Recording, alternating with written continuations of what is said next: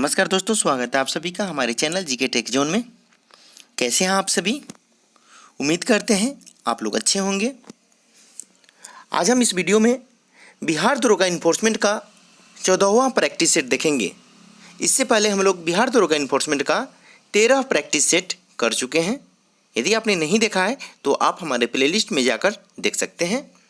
यह practice set Rukmini प्रकाशन platform book से है, जो कि हमारे चैनल पर रोजाना चलाया जा रहा है। फ्रेंड्स, ये वीडियो आपके रिवीजन के दृष्टिकोण से बहुत ही ज़्यादा महत्वपूर्ण है।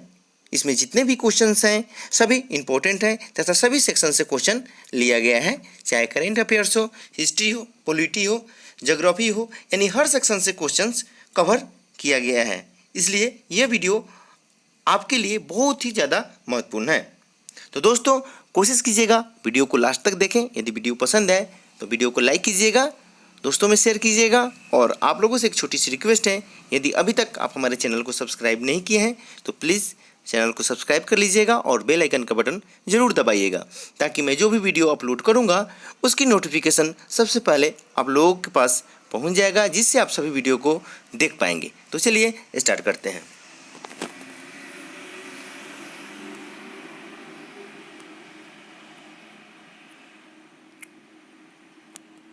पहला क्वेश्चन है, सैंधव सभ्यता के लोग निम्न में से किस धातु से परिचित नहीं थे? यह बताना है आपको। सैंधव सभ्यता के लोग निम्न में से किस धातु से परिचित नहीं थे? इसका जल्दी से आप आंसर बताएं कमेंट करके, कमेंट सेक्शन में सही आंसर क्या होगा। इसका राइट आंसर हो जाएगा option number D, option number ए। ठीक है, अगला प्रश्न देखते हैं। कह रहा है कि सर्वाधिक प्राचीन वेद ऋग्वेद है, जिसमें इसका सही आंसर हो जाएगा ईश्वर स्तुति के मंत्र। ठीक है, ऑप्शन नंबर बी इसका सही आंसर होगा। चलिए अगला प्रश्न देखते हैं। कह रहा है कि निम्न में से किनके द्वारा बाबा रामदेव की आत्मकथा माई लाइफ माई मिशन नामक पुस्तक लिखी गई है? इसका सही आंसर हो जाएगा उदय माहुरकर। ठीक है, उदय Mahurkar, my life my mission. ठीक है, जो कि बाबा रामदेव की आत्मकथा है। ठीक है, किसने लिखी है? यह उदय माहुरकर ने। ध्यान दीजिएगा, ऑप्शन नंबर ए इसका सही आंसर हो जाएगा। अगला प्रश्न देखते हैं। कह रहा था कि भारत के किस राज्य में GMR द्वारा ग्रीनफील्ड अंतर्राष्ट्रीय हवाई अड्डा विकसित किया जाएगा? सही आंसर बताना है। इसका राइट आंसर हो जाएगा गोवा, ऑप्शन नंबर डी इसका सही आंसर है। अगला प्रश्न देखते हैं। कनिष्क की राजधानी थी, यह बताना है आपको। इसका सही आंसर हो जाएगा option number B, Purushpur Peshawar में है जो कि। ठीक है, यह क्या थी? कनिष्क की राजधानी थी। और कनिष्क की जो दूसरी राजधानी थी वो कहाँ थी? वो मथुरा में थी। ठीक ना, कनिष्क ने मथुरा को द्वितीय राजधानी घोषित किया था। ठीक है, मथुरा को घोषित किया था कनिष्क ने। चलिए अगला प्रश्न देख लेते हैं। कह रहा है कि चीनी यात्री फाहियान निम्नलिखित के शासनकाल में भारत आया था। किसके शासनकाल में आया था चीनी यात्री फाहियान? यह बताना है आपको। इसका सही आंसर हो जाएगा चंद्रगुप्त द्वितीय, ठीक है, के काल में भारत आया था। ऑप्शन नंबर सी इसका सही आंसर हो जाएगा। अगला प्रश्न देखते हैं। पृथ्वीराज चौहान की दरबारी कवि का नाम क्या था? यह बताना इसका सही आंसर। इसका सही आंसर हो जाएगा चंद्रबरदाई, ऑप्शन नंबर बी इसका सही आंसर हो जाएगा। ठीक है, और चंद्रबरदाई ने पृथ्वीराज रासो पुस्तक लिखी है। क्या लिखी है? पृथ्वीराज रासो। ठीक ना, जो कि पृथ्वीराज चौहान के दरबारी कवि था और इसने क्या पुस्तक लिखी है? जिसका नाम चंद्रबरदाई था। और चंद्रबरदाई ने क्या लिखा है? इनके द्वारा रचित पुस्तक है पृथ्वीराज रासो। ठीक है, और चंद्रबरदाई कहाँ का निवासी था? अगर क्वेश्चन आए कि चंद्रबरदाई कहाँ का निवासी था, कहाँ के रहने वाला था, तो वो लाहौर का था। ठीक है, चलिए इससे इतने प्रश्न होते हैं, आपको हमने क्लियर कर दिए। चलिए अगला प्रश्न देखते हैं। कहता है कि अलाउद्दीन के बाजार नियंत्रण का निम्न में से कौन सा मुख्य कारण था? इसके सही आंसर बताना है। इसका सही आंसर हो जाएगा ऑप्शन नंबर ए, अपनी सेना की क्षमता को कायम रखना। दोस्तों, आप सभी लोगों से हम हमेशा कहते हैं कि वीडियो को ज़्यादा लाइक कीजिए, ज़्यादा से ज़्यादा। आप लोग जितने वीडियो देखते हैं उतनी लाइक नहीं आ रहे हैं तो आप लोगों से एक छोटी सी रिक्वेस्ट है, वीडियो को ज़्यादा से ज़्यादा लाइक करें, और आप यदि चैनल को अभी तक सब्सक्राइब नहीं किए हैं तो प्लीज़ सब्सक्राइब कर लीजिए और दोस्तों में ज़्यादा से ज़्यादा शेयर कीजिए। और साथ ही मैं आपको एक बात और बताना चाहूँगा, यदि आप डिस्कशन चाहते हैं तो इसकी फुल डिस्कशन सेट का, तो ये तो हम प्रैक्टिस अभी कर रहे हैं, तो इसके लिए हम अभी डिस्कशन बेहतर नहीं चाहते हैं, क्योंकि ये करने से ये होगा क्योंकि वीडियो काफ़ी लंबा बन जाएगा, ठीक है ना। तो इसलिए हम वीडियो को ज़्यादा लंबा नहीं करते हुए शॉर्ट में आप लोग को, ताकि जल्दी से आप लोग वीडियो देखकर प्रैक्टिस सेट अपना कर लें। आप लोग का एग्ज़ाम भी नज़दीक आने वाला है, वैसे तो अभी एग्ज़ाम की डेट आए नहीं है, अभी काफ़ी समय है। तो अगर आप डिस्कशन चाहते हैं इसका तो कमेंट सेक्शन में कमेंट करके ज़रूर बताएं, हम आपका इसका डिस्कशन लेकर आएंगे। और ज़्यादा से ज़्यादा वीडियो को अपने जो भी भाई लोग हैं जो तैयारी कर रहे हैं उनमें ज़्यादा से ज़्यादा शेयर कीजिए ताकि इस चैनल से जुड़ जाएं। चलिए अगला प्रश्न देखते हैं। दीवान-ए रियासत विभाग की स्थापना किस सुल्तान द्वारा की गई? इसका सही आंसर बताना है। इसका सही आंसर हो जाएगा ऑप्शन नंबर ए, अलाउद्दीन खिलजी। ठीक है, चलिए अगला प्रश्न देखते हैं। मीराबाई समकालीन थी, ये बताना है आपको कि किसके समकालीन थी मीराबाई। इसका सही आंसर हो जाएगा चैतन्य महाप्रभु के। किसके समकालीन थी मीराबाई? तो चैतन्य महाप्रभु के। ऑप्शन नंबर बी सही आंसर हो जाएगा। अच्छा अगला प्रश्न देखते हैं। मुगल काल में सेना का प्रधान निम्न में से कौन था? यह बताना है आपको। इसका सही आंसर हो जाएगा option number B, Mir Bakhshi. Option number B is the right answer. अगला प्रश्न देखते हैं। मराठों को एक शक्ति के रूप में किसने संगठित किया? यह बताना है। इसका सही आंसर हो जाएगा शिवाजी। ऑप्शन नंबर सी इसका सही आंसर हो जाएगा। अगला प्रश्न देखते हैं। वर्ष 1943 में आजाद हिंद फौज आईएनए का अस्तित्व में आई, यह बताना है। इसका सही आंसर हो जाएगा सिंगापुर में। ठीक है, ऑप्शन नंबर सी इसका सही आंसर होगा। अगला प्रश्न देखते हैं। चंपारण जनपद में 3 कठिया प्रथा का तात्पर्य है। इसका सही आंसर हो जाएगा ऑप्शन नंबर ए, किसानों द्वारा 3/20, ठीक है, भूभाग पर नील की खेती करना। 3/20 भूभाग पर नील की खेती करना। ऑप्शन नंबर ए इसका सही आंसर है। अगला प्रश्न देखते हैं।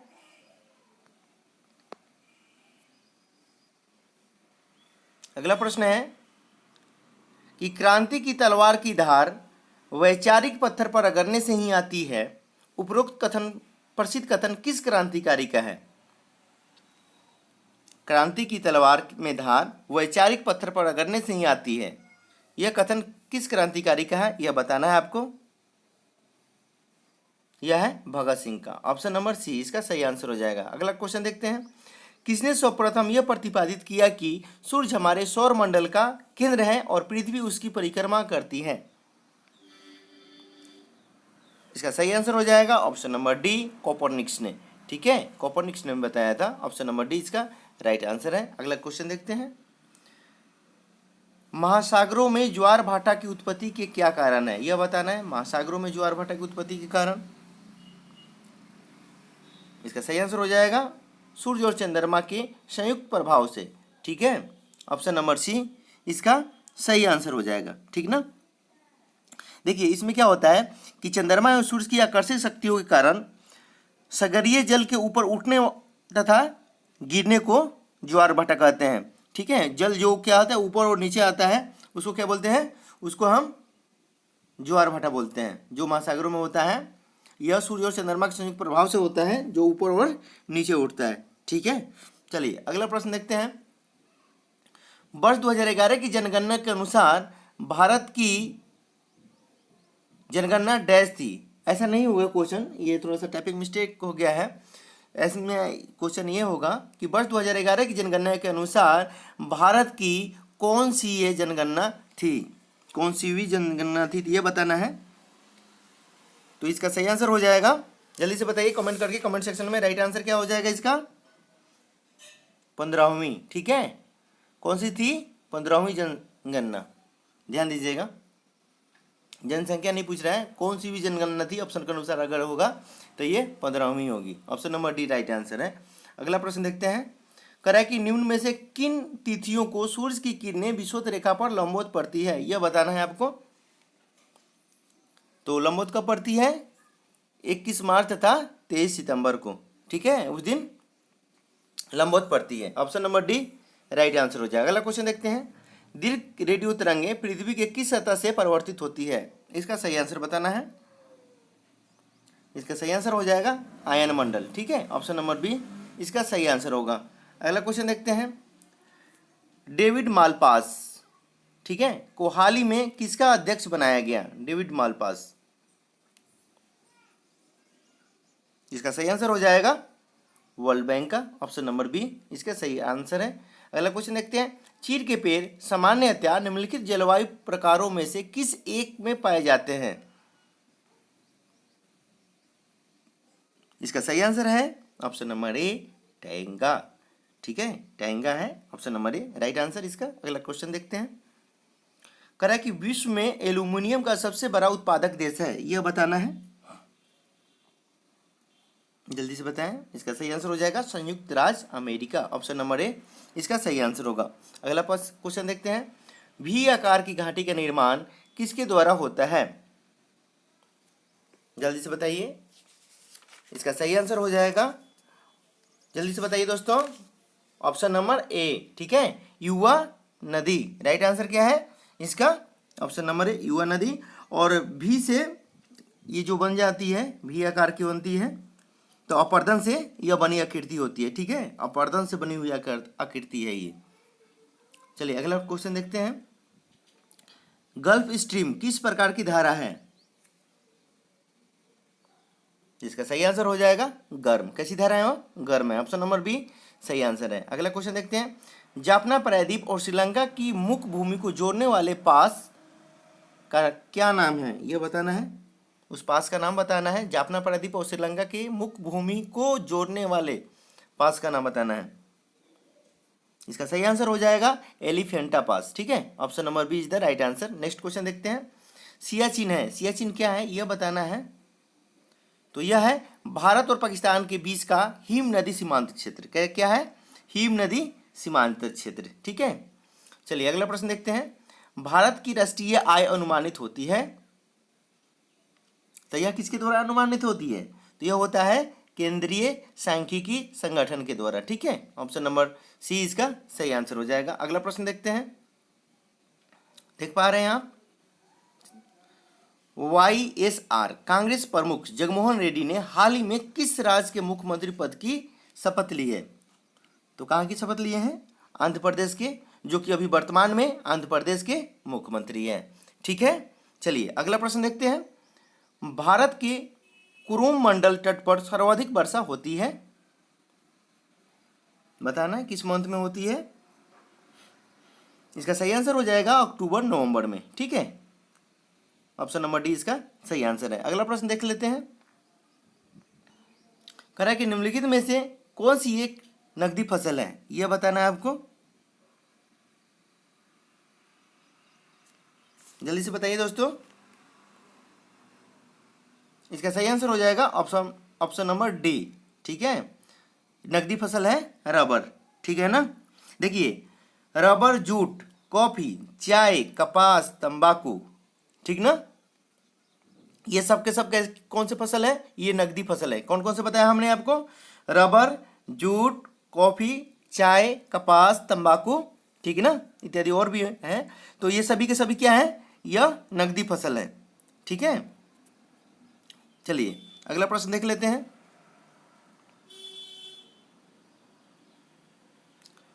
ओमान की लेखिका जोखा अल-हार्थी को उनकी किस रचना के लिए मान बुकर अंतर्राष्ट्रीय सम्मान 2019 से सम्मानित किया गया? जल्दी से बताइए दोस्तों। इसका सही आंसर बताना है, कमेंट करके कमेंट सेक्शन में भी बताएं प्लीज, जल्दी से फटाफट। इसका राइट आंसर क्या होगा? सही आंसर हो जाएगा सेलेस्टियल बॉडीज। क्या आंसर है इसका? सेलेस्टियल बॉडीज, ठीक है, option number B, sorry option number A इसका राइट आंसर है, ठीक है, सेलेस्टियल बॉडीज। चलिए अगला प्रश्न देख लेते हैं। कहता है कि C8 domestic player of the year 2019 का किताब प्राप्तकर्ता आशुतोष अमन किस राज्य के हैं? इसका सही आंसर हो जाएगा वो बिहार के हैं, ऑप्शन नंबर ए सही आंसर हो जाएगा। चलिए अगला प्रश्न देख लेते हैं। कह रहा है कि स्वतंत्र भारत के मुद्रा का अवमूल्यन प्रथम बार किस वर्ष किया गया, यह बताना है। इसका सही आंसर हो जाएगा 1949 में, 1949 में, ऑप्शन नंबर ए राइट आंसर है। अगला प्रश्न देखते हैं। भारतीय रिजर्व बैंक है, सही आंसर बताना है। तो यह क्या है, केंद्रीय बैंक है, क्या है, केंद्रीय बैंक है, ऑप्शन नंबर बी सही आंसर है। अगला प्रश्न देखते हैं। कहता है कि एडमिरल करमबीर सिंह ने भारतीय नौसेना के कौन से नंबर के प्रमुख का कार्यभार संभाला है, यह बताना है आपको। इसका सही आंसर हो जाएगा 24वें, ठीक है, ऑप्शन नंबर डी सही आंसर हो जाएगा। अगला क्वेश्चन देखते हैं। वायुसेना दिवस किस दिन मनाया जाता है, भारतीय वायुसेना दिवस। इसका सही आंसर हो जाएगा 8 अक्टूबर को, कितने को, 8 अक्टूबर को मनाया जाता है, ऑप्शन नंबर डी इसका सही आंसर हो जाएगा। अगला प्रश्न देखते हैं। राष्ट्रीय गान प्रथम बार कांग्रेस के किस अधिवेशन में गाया गया था, इसका जल्दी से आंसर बताएं। इसका सही आंसर क्या हो जाएगा, इसका सही आंसर होगा ऑप्शन नंबर बी कलकत्ता अधिवेशन 1911 में, ठीक है। चलिए अगला क्वेश्चन देखते हैं। कह रहा है कि निम्न शब्दों में से सही क्रम में विन्यस्त करें जिस क्रम में उन्हें भारत के संविधान की प्रस्तावना में लिखा गया है। अच्छा चलिए आपको देखिए सबसे पहले क्या लिखा गया है, तो उस अनुसार से लगाना। सबसे पहले संप्रभुता हो गया, या समाजवादी, या लोकतांत्रिक, या धर्मनिरपेक्ष, या गणराज, इनमें सीक्वेंस वाइज लिखना है।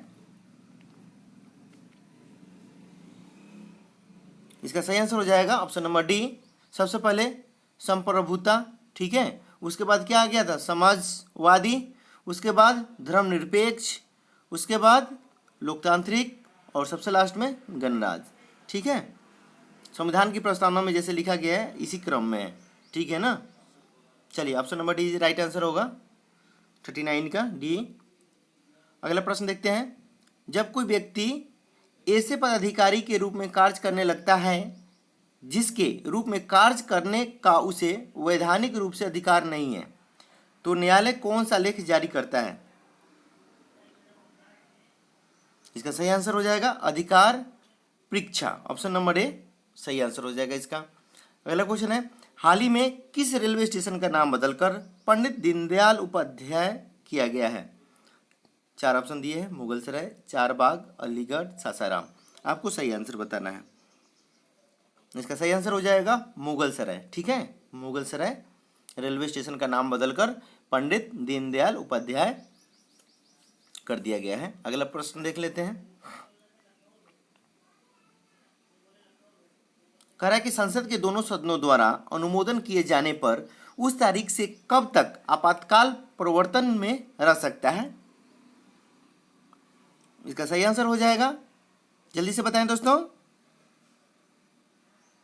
6 माह तक, कितने, 6 माह तक, ऑप्शन नंबर सी इसका सही आंसर है। अगला प्रश्न देखते हैं। संसद में भारतीय राष्ट्रपति पर महाभियोग 1 क्या है, यह बताना है। अर्ध न्यायिक प्रक्रिया है, क्या है, अर्ध न्यायिक प्रक्रिया है, ऑप्शन नंबर बी सही आंसर हो जाएगा। अगला क्वेश्चन है। वे केंद्र शासित प्रदेश जिनका राज्यसभा में प्रतिनिधित्व है निम्न में से कौन है। सही आंसर हो जाएगा दिल्ली, ऑप्शन नंबर सी इसका सही आंसर हो जाएगा। अगला क्वेश्चन देखते हैं। वरुण 2019 भारत का किस देश के साथ संयुक्त नौसैनिक अभ्यास है।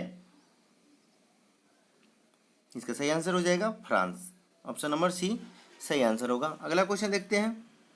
करा कि निम्न राज्यों के निर्माण का सही क्रम बताएं, ठीक है।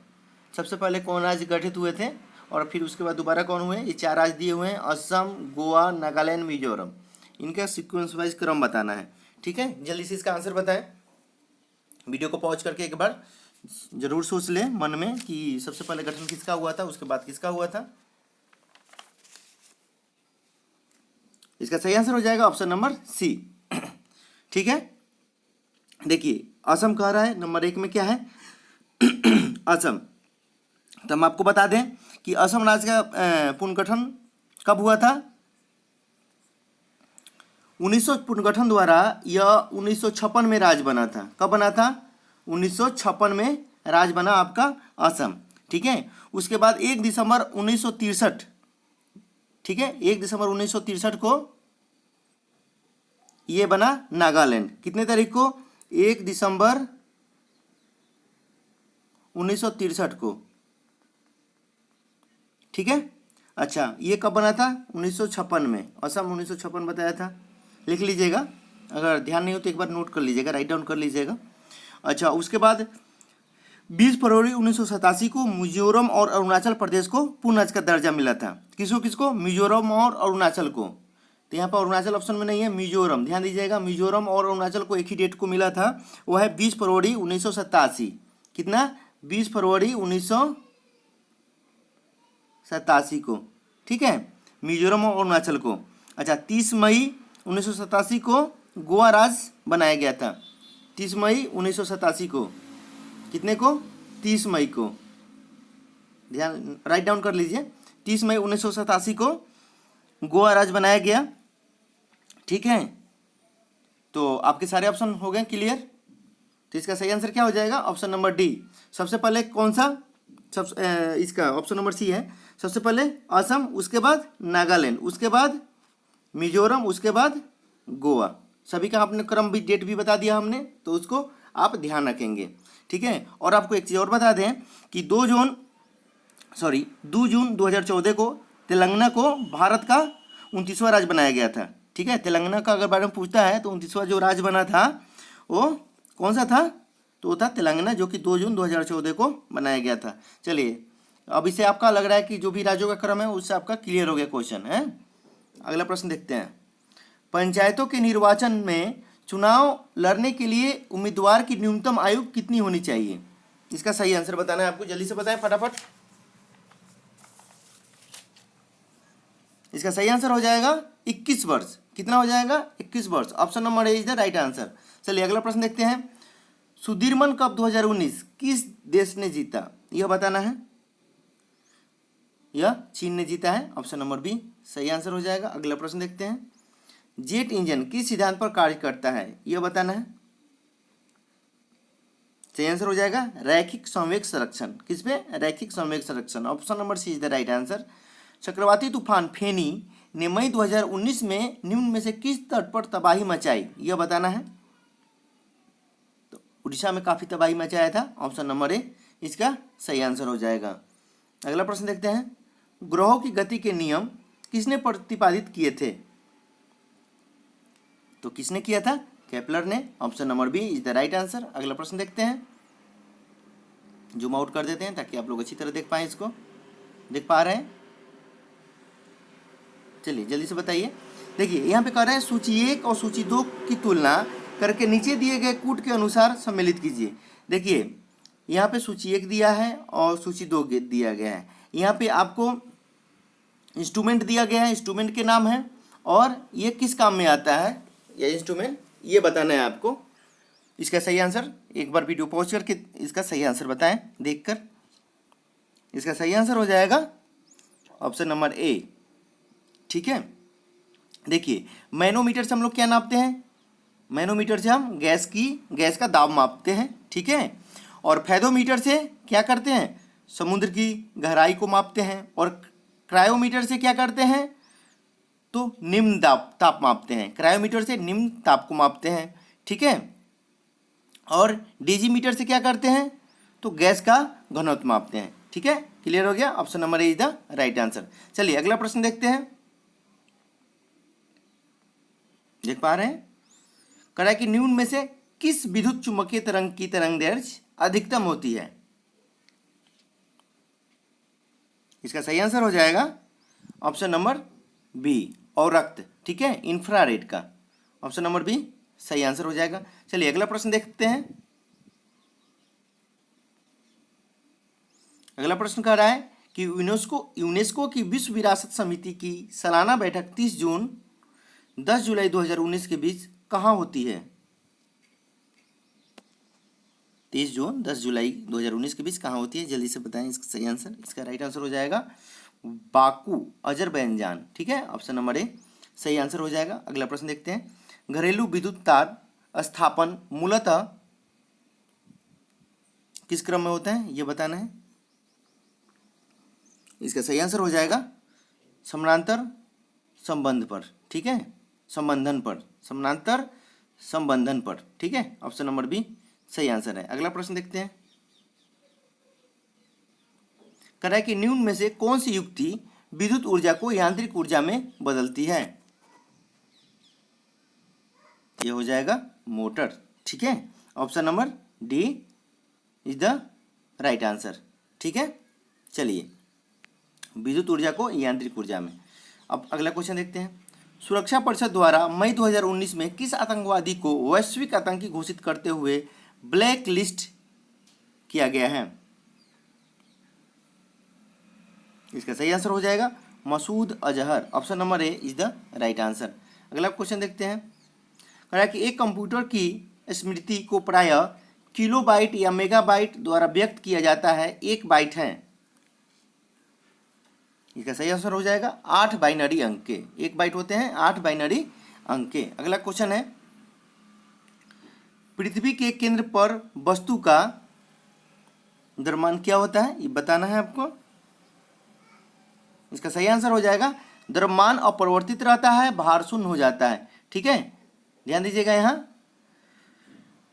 पृथ्वी के केंद्र पर वस्तु का, ठीक है ना, द्रव्यमान शून्य हो जाता है और भार अपरिवर्तित, ध्यान दीजिएगा, यहाँ पृथ्वी के केंद्र पर वस्तु का, तो हमने क्या बताया था, द्रव्यमान अपरिवर्तित, ठीक है, द्रव्यमान अपरिवर्तित रहता है और भार शून्य हो जाता है, ठीक है।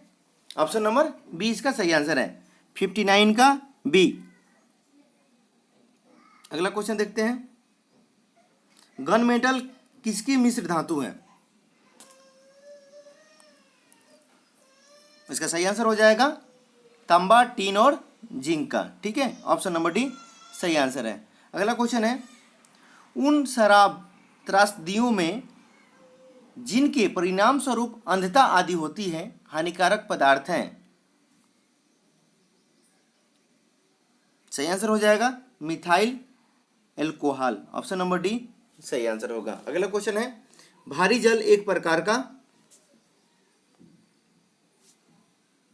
मंदक है, ठीक है। ऑप्शन नंबर बी इसका सही आंसर है। अगला क्वेश्चन देखते हैं, बिहार के बोधगया में 2018 में हुए बम विस्फोट के लिए जिम्मेदार आतंकी संगठन जमात उल मुजाहिदीन को किस देश ने मई 2019 में प्रतिबंधित संगठनों की सूची में डाल दिया।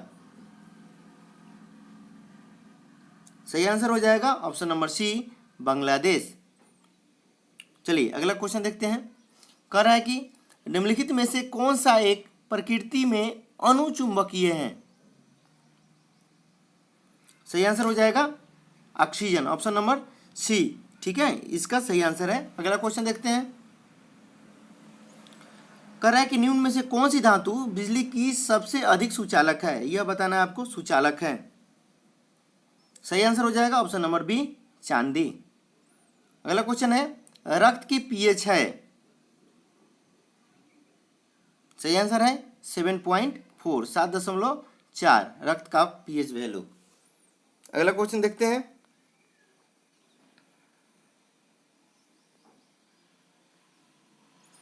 कह रहा है कि दूध निम्न का उदाहरण है, यह बताना है। दूध किस चीज का उदाहरण है। सही आंसर हो जाएगा पायस। ऑप्शन नंबर सी सही आंसर है इसका। अगला क्वेश्चन है, कौन सा तत्व उर्वरकों में उपस्थित नहीं होता है। कौन सा तत्व उर्वरकों में उपस्थित नहीं होता है, यह बताना है। सही आंसर है इसका क्लोरीन, ठीक है। ऑप्शन नंबर सी इसका सही आंसर है। अगला क्वेश्चन देखते हैं, नाभिक का आकार होता है, यह बताना है। सही आंसर हो जाएगा 10⁻⁻15 मीटर। Option number D. चलिए नेक्स्ट क्वेश्चन है, अम्लीय विलयन में डुबाए जाने पर नीले लिटमस पेपर का रंग हो जाता है। इसका सही आंसर बताना है। इसका सही आंसर हो जाएगा लाल। कैसा हो जाता है, लाल हो जाता है। ऑप्शन नंबर ए सही आंसर है। अगला क्वेश्चन है, नीचे कूट दिए हुए हैं, इनका ये जूम आउट कर देते हैं, आप देख लीजिए अच्छी तरह से। नीचे दिया है सूची 1 तथा सूची 2 का सुमेलित कीजिए तथा सूचियों के नीचे दिए गए कूट से सही उत्तर चुनिए।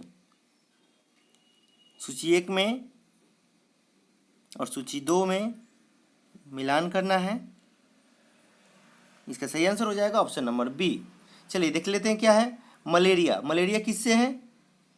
रक्त कोशिकाएं, ठीक है। और बी का 4 फाइलेरिया का किससे आ जाएगा? लसिका ग्रंथि। और एनसीफेलाइटिस ये इसका किससे संबंध है? इसका हो जाएगा 2 से, ठीक है। और क्या बच गया आपका? ल्यूकीमिया, तो ल्यूकीमिया का किससे है?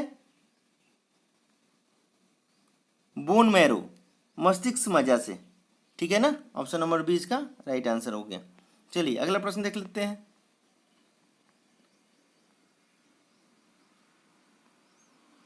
कह रहा है कि किसकी अध्यक्षता वाली समिति ने 31 मई 2019 को नई शिक्षा नीति का मसौदा सरकार को प्रस्तुत किया? इसका सही आंसर हो जाएगा के कस्तूरी रंगन समिति। Option number C is the right answer. Next question है, शरीर में ऊतकों का निर्माण होता है, तो ये हो जाएगा प्रोटीन से। ऑप्शन नंबर सी सही आंसर है। अगला क्वेश्चन देखते हैं। लार किसके पाचन में सहायक है? इसका सही आंसर हो जाएगा स्टार्च। ऑप्शन नंबर ए सही आंसर है। कह रहा है कि निम्नलिखित में से किस विदेशी यात्री ने बिहार की यात्रा की थी? यह बताना है। तो देखिए फायान ने भी यात्रा की है, मेगास्थनीज ने भी और हेंगसंग ने भी, तो इसमें से उपयुक्त सभी हो जाएगा ऑप्शन नंबर डी, ठीक है। Option number D is the right answer. चलिए अगला प्रश्न देखते हैं। कह रहा है कि प्रकाश संश्लेषण की क्रिया के लिए क्या क्या आवश्यक है, यह बताना है आपको। इसका सही आंसर हो जाएगा क्लोरोफिल आवश्यक है, और दूसरा क्या है? जल एवं सूर्य का प्रकाश आवश्यक है प्रकाश संश्लेषण के लिए। इसके बगैर तो हो ही नहीं सकता, संभव ही नहीं है, ठीक है ना। तो इसका सही आंसर क्या हो जाएगा? ऑप्शन नंबर 1 और 2, ठीक है। चलिए अगला क्वेश्चन देखते हैं। हमारी जीभ का वह भाग जो मीठा स्वाद बताता है, हम जीभ के किस भाग पे मीठे स्वाद का आनंद लेते हैं, यह बताना है। जल्दी से बताइए इसका सही आंसर क्या हो जाएगा।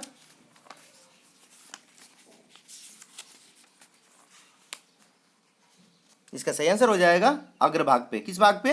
अग्रभाग पे लेते हैं। ऑप्शन नंबर बी इसका राइट आंसर हो जाएगा, ठीक है। अग्रभाग जो मीठा स्वाद बताता है, ठीक है। चलिए अच्छा, जिह्वा के किनारे पर स्थित जो स्वाद है वो कैसे बताता है? जिह्वा के किनारे पे वो खट्टेपन बताता है, वो खट्टेपन कड़वेपन का स्वाद बताता है, ठीक है ना। चलिए अगला बताते हैं। अगला क्वेश्चन क्या है? कह रहा है कि निम्नांकित में से किसको क्रिकेट में चाइना मैन कहते हैं? किसको क्रिकेट में चाइना मैन कहते हैं, यह बताना है। इसका सही आंसर हो जाएगा ऑप्शन नंबर डी, बाएं हाथ के धीमे गेंदबाज द्वारा फेंकी गई ऑफ ब्रेक गेंद, ठीक है। बाएं हाथ के धीमे गेंदबाज द्वारा फेंकी गई ऑफ ब्रेक गेंद, ठीक है, उसे चाइना मैन कहते हैं, ठीक है ना। चलिए अगला क्वेश्चन देखते हैं। शेर शाह के मकबरे का निर्माण किसने करवाया, यह बताना है। इसका सही आंसर हो जाएगा ऑप्शन नंबर ए शेर शाह, ठीक है ना। अगला क्वेश्चन है, एंथ्रोपोलॉजिकल सर्वे ऑफ इंडिया का मुख्यालय है कहाँ है, यह बताना है। एंथ्रोपोलॉजिकल सर्वे ऑफ इंडिया का मुख्यालय यह है कोलकाता में, ठीक है। कहाँ है? कोलकाता में। Option number A is the right answer. अगला प्रश्न देखते हैं। बीजक का रचयिता है,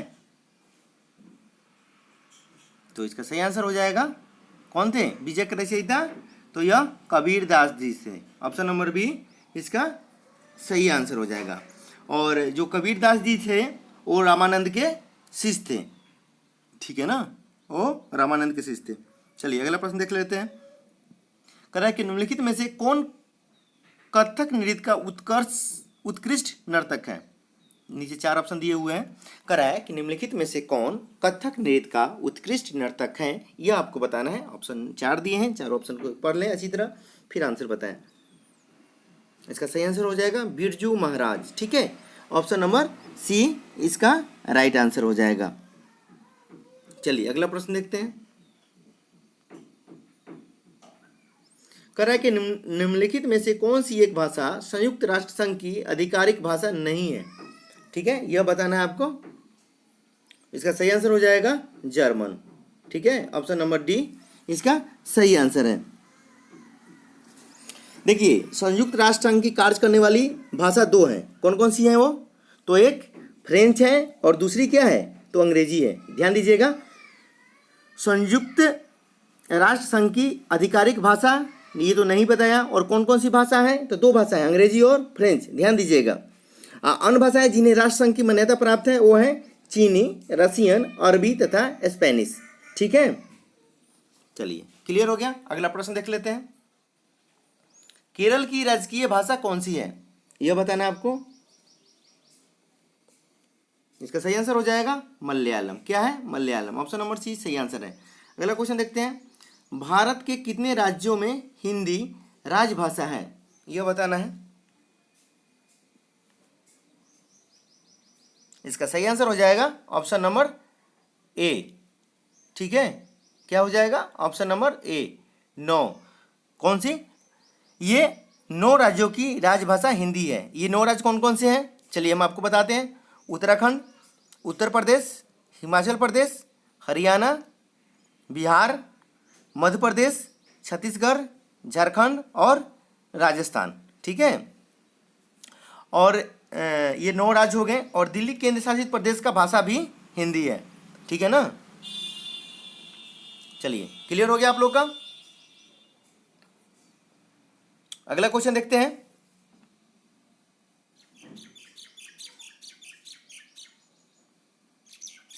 देख पा रहे हैं आप?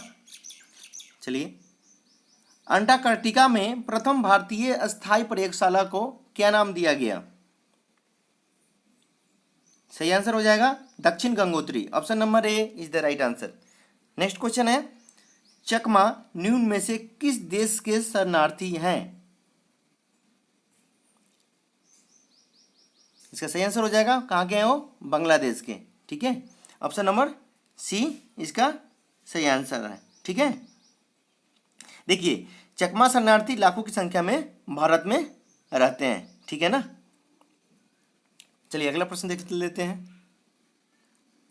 विश्व रेड क्रॉस दिवस किस तारीख को मनाया जाता है, यह बताना है आपको।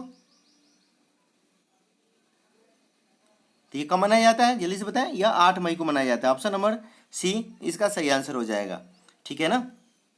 और यही दे देता आपको विश्व प्रेस स्वतंत्रता दिवस, तो यह 3 मई को मनाया जाता है। ये जो 3 मई है ना, तो विश्व क्या मनाया जाता है? विश्व प्रेस स्वतंत्रता दिवस 3 मई को। अब विश्व परिवार दिवस कब मनाया जाता है? तो यह 15 मई को। ठीक है, विश्व परिवार दिवस 15 मई को मनाया जाता है। ठीक है, ध्यान दीजिएगा। क्लियर हो गया आप लोग का। इसमें क्या हो जाएगा? विश्व रेड क्रॉस दिवस किस तारीख को मनाया जाता है? तो इसका सही आंसर है ऑप्शन नंबर सी 8 मई को। ठीक है, चलिए अगला क्वेश्चन देखते हैं। नवीन जनगणना अनुसार सर्वाधिक न्यून लिंगानुपात वाला धर्म है। सबसे न्यूनतम लिंगानुपात वाला धर्म बताना है आपको। 4 ऑप्शन है, हिंदू, मुस्लिम, सिख, ईसाई। सही आंसर हो जाएगा Sikh. Option number C is the right answer. ठीक है, चलिए नेक्स्ट क्वेश्चन देखते हैं। कह रहा है कि अर्थशास्त्र के लिए नोबेल पुरस्कार सन 1967 में स्थापित किया गया था, परंतु सर्वप्रथम पुरस्कार किस वर्ष प्रदान किया गया? सबसे पहले कब दिया गया? स्थापना तो हो गई 1967 में, लेकिन दिया कब से गया यह बताना है। किस वर्ष में प्रदान किया गया? सही आंसर हो जाएगा 1969। ठीक है, 1969 में। सी सही हो जाएगा आप लोग का 90 का। अगला क्वेश्चन है, धन्वंतरी पुरस्कार दिया जाता है, यह बताना है। इसका सही आंसर हो जाएगा चिकित्सा क्षेत्र में आजीवन सेवा। ठीक है, उसमें आपको क्या मिलता है? धन्वंतरी पुरस्कार। अगला क्वेश्चन है, एयरफोर्स एडमिनिस्ट्रेटिव कॉलेज कहाँ पर स्थापित है? एयरफोर्स एडमिनिस्ट्रेटिव कॉलेज कहाँ पर स्थापित है? सही आंसर है कोयम्बटूर। ठीक है, ऑप्शन नंबर सी इसका सही आंसर हो जाएगा। ठीक है, और एयरफोर्स एकेडमी कहाँ है ये पूछ दे तो यह हैदराबाद में है। ठीक है ना, ध्यान दीजिएगा। और एयरफोर्स टेक्निकल कॉलेज जो कि जलाहाली बेंगलोर में है। ठीक है, क्लियर हो गया आपको। चलिए अगला प्रश्न देखते हैं। दूसरी बौद्ध संगीति कहाँ आयोजित हुई थी? यह बताना है आपको। सही आंसर हो जाएगा ऑप्शन नंबर बी, वैशाली में। कहाँ हुई थी? वैशाली में हुई थी। ठीक है, चलिए अगला क्वेश्चन देखते हैं। पुराना बिहार का कितना प्रतिशत जमीन लेकर झारखंड राज्य बना है? यानी जो झारखंड राज्य जब अलग नहीं हुआ था तो जो हम लोग पुराना बिहार था तो उसका कितना प्रतिशत जमीन लेकर झारखंड राज्य को बनाया गया है, यह बताना है आपको। इसका सही आंसर हो जाएगा ऑप्शन नंबर बी, 45.85%। देख रहे हैं कितना मात्रा ये है, 45.85% भाग को लेकर, ठीक है, झारखंड राज्य को बनाया गया है। ठीक है, चलिए अगला क्वेश्चन देखते हैं। और इसका निर्माण कब हुआ था? झारखंड राज्य का कब बना था? तो यह बना था आपको 15 नवंबर 2000 ईस्वी को झारखंड राज्य का निर्माण हुआ था। अगर ये क्वेश्चन पूछता है तो कितने तारीख को? 15 नवंबर 2000 ईस्वी को। चलिए क्लियर हो गया आपका। अगला प्रश्न देखते हैं। भारत पर आक्रमण करने वाला पहला विदेशी कौन था? इसका सही आंसर हो जाएगा डेरियस प्रथम। ठीक है, ऑप्शन नंबर बी इसका सही आंसर होगा। चलिए अगला क्वेश्चन देखते हैं। गौतम बुद्ध का महापरिनिर्वाण किस स्थान पर हुआ? सही आंसर है कुशीनगर में। ठीक है, कहां पे हुआ था? कुशीनगर में, कुशीनगर में हुआ था। Option number C is the right answer. Kushinara दिया है लेकिन अधिकांशतः एग्जाम पेपर में आप देखेंगे बुक वगैरह में तो कुशीनगर ही है। ऑप्शन नंबर सी इसका सही आंसर होगा। चलिए अगला प्रश्न देख लेते हैं। बिहार के उस जिला का नाम बताएं जिसकी सीमा उत्तर प्रदेश और झारखंड दोनों को छूती है। इसका सही आंसर हो जाएगा रोहतास, ऑप्शन नंबर डी। देखिए रोहतास जो डिस्ट्रिक्ट है, बिहार के रोहतास जिला की सीमा उत्तर प्रदेश और झारखंड दोनों को छूती है। ठीक है ना, ऑप्शन नंबर डी सही आंसर हो जाएगा। चलिए अगला क्वेश्चन देखते हैं। निम्न में कौन बौद्ध त्रिरत्नों में शामिल नहीं है? त्रिरत्नों में शामिल नहीं है, ध्यान दीजिएगा, बौद्ध त्रिरत्नों में, यह बताना है। इसका सही आंसर हो जाएगा ऑप्शन नंबर बी, अहिंसा। ठीक है ना, देखिए बौद्ध धर्म के त्रिरत्न है, क्या क्या है? यह त्रिरत्न है बुद्ध, देख रहे हैं यहाँ पे, और धम्म, और तीसरा क्या हो गया? संघ। ये त्रिरत्न है, बुद्ध, धम्म और संघ। ठीक है, ये क्या है? ये बौद्ध धर्म के त्रिरत्न है। ठीक है ना, ये शामिल नहीं है तो इसको हमने अलग कर दिया। और ये त्रिरत्न है, आप ध्यान रखेंगे, बुद्ध, धम्म और संघ। अगर ये पूछ देता है तो तीन त्रिरत्न है, बुद्ध के त्रिरत्न है, बुद्ध, धम्म और संघ। ठीक है, चलिए अब इस प्रश्न का आंसर क्या हो जाएगा आपका? त्रिरत्न में बौद्ध त्रिरत्न शामिल नहीं तो वह है अहिंसा। ठीक है ना, और त्रिरत्न में ये है शामिल। ठीक है, ये आपका जिन्हें मैंने घेर दिया, ये त्रिरत्न है, बुद्ध, धम्म और संघ। चलिए अगला प्रश्न देख लेते हैं। कह रहा है कि निम्नलिखित में से कौन सा सिद्धांत जैन धर्म का नहीं है, यह बताना है। तो ये जो शून्यवाद का सिद्धांत जो है वो जैन धर्म का नहीं है। ठीक है ना, और शून्यवाद का जनक नागार्जुन थे। शून्यवाद का जनक कौन थे? तो नागार्जुन थे, ध्यान रखिएगा। चलिए, और जैन धर्म के संस्थापक एवं प्रथम तीर्थंकर कौन हुए? तो ऋषभ देव हुए, अगर इससे रिलेटेड क्वेश्चन आता है तो। ठीक है, चलिए इसका आंसर हो जाएगा इस क्वेश्चन प्रश्न का option number A is the right answer. अगला क्वेश्चन देख लेते हैं। कहता है अजात शत्रु मगध की गद्दी पर कब बैठा था, यह बताना है आपको। इसका सही आंसर हो जाएगा 493 ईस्वी पूर्व में। इस ऑप्शन में नहीं है, ये कब बैठे थे अजात शत्रु मगध की गद्दी पर? तो 493। ठीक है, 493 ईस्वी पूर्व में। ठीक है, 493 ईस्वी पूर्व में। ठीक है, ध्यान दीजिएगा, 493 ईस्वी पूर्व में अजातशत्रु मगध की गद्दी पर बैठा था। और अजातशत्रु का शासनकाल जो था 492 से लेकर 93 से लेकर 459 से 60 BC तक माना जाता है। ठीक है ना, चलिए, और अजातशत्रु का उपनाम उपनाम जो है वो कुनिक था। इतने सारे प्रश्न इससे रिलेटेड आते हैं। देखिए अजातशत्रु गद्दी पर कब बैठा था, इस प्रश्न में, इस ऑप्शन में कोई भी नहीं है, ठीक है। तो इस प्रश्न के अनुसार हो जाएगा ऑप्शन नंबर डी, इनमें से कोई नहीं। लेकिन हम आपको बता दें कि अजातशत्रु मगध की गद्दी पर कब बैठा था, तो वो बैठा था 493 ईस्वी पूर्व में बैठा था। ध्यान रखिएगा ऑप्शन में इसमें नहीं है, लेकिन इसका सही आंसर होगा 493 ईस्वी पूर्व। तो दोस्तों ये थे बिहार दरोगा इन्फोर्समेंट का, आज हम लोग इसका प्रैक्टिस सेट नंबर 14 कंप्लीट हो गया है। तो यदि आपने टोटल अगर सेट बना लिए, कंप्लीट हो गया, तो कमेंट करके ज़रूर बताइए कि आपके कितने आंसर आएंगे, इस सेट में कितने आंसर आ रहे हैं, तो ज़रूर कमेंट करके बताइए कमेंट सेक्शन में। और दोस्तों यदि यह वीडियो आपको अच्छा लगा हो तो वीडियो को लाइक कीजिएगा, ठीक है। और यदि अभी तक आप हमारे चैनल को सब्सक्राइब नहीं किए हैं तो प्लीज़ नीचे रेड कलर का जो बटन है उस पर क्लिक करके चैनल को सब्सक्राइब कर लें और बेल आइकन का बटन जरूर दबाइएगा। और दोस्तों में ज़्यादा से ज़्यादा शेयर कीजिए फेसबुक और व्हाट्सअप के माध्यम से, ताकि ज़्यादा से ज़्यादा जो भी हमारे भाई लोग बिहार दरोगा की जो तैयारी कर रहे हैं इस चैनल से जुड़ जाएं और इसका लाभ उठा सकें। तो मिलते हैं अगले वीडियो में, तब तक के लिए धन्यवाद।